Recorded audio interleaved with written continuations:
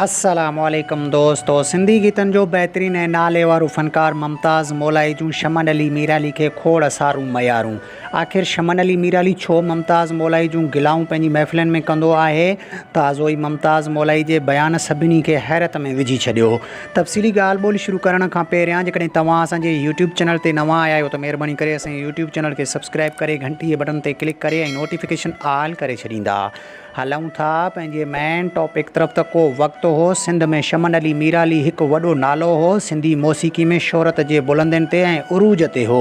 तकबर ऐं गुरूर शमन अली मीराली खे एॾो रखंदो हो जो शाइरनि सां मिलण बि पसंदि न कंदो हो। आहिस्ते आहिस्ते दौरु तब्दील थींदो रहियो ऐं शमन अली मीराली जे उरूज जो सिज बि हिकु ॾींहुं नेठि लथो ऐं सिंध में मुमताज़ मौलाई फ़नकारी में उभरी निकितो। पोइ त पुराणनि फ़नकारनि खे मुमताज़ मौलाई अखियुनि में मिर्चनि जीअं लॻो। मुमताज़ मौलाई जीअं पंहिंजनि सां मसाला थियण बाद उन्हनि खे टेकूं ॾियणु लॻा, उहे पुराणा फ़नकार जीअं मुमताज़ मौलाई किरे ऐं उन जी शोहरत घटिजी वञे। हर तरफ़ खां नाकाम थियण बाद हींअर सिंध जो नाले वारो फ़नकार शमन अली मीराली पंहिंजे महफ़िलनि में मुमताज़ मौलाईअ जूं गिलाऊं करे ऐं उन ते टोकूं करे रहियो आहे।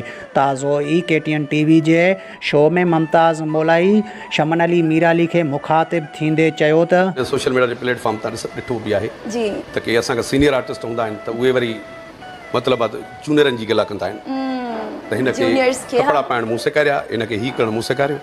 हालांकि ॾिसो सीनियर आर्टिस्ट असांजा इन खां पहिरियां बि उन्हनि खां पहिरियां बि आया आहिनि, पर उन्हनि कॾहिं बि उन्हनि जो उरूज ॾिसी पंहिंजे जूनियरनि जे लाइ न ॻाल्हायो।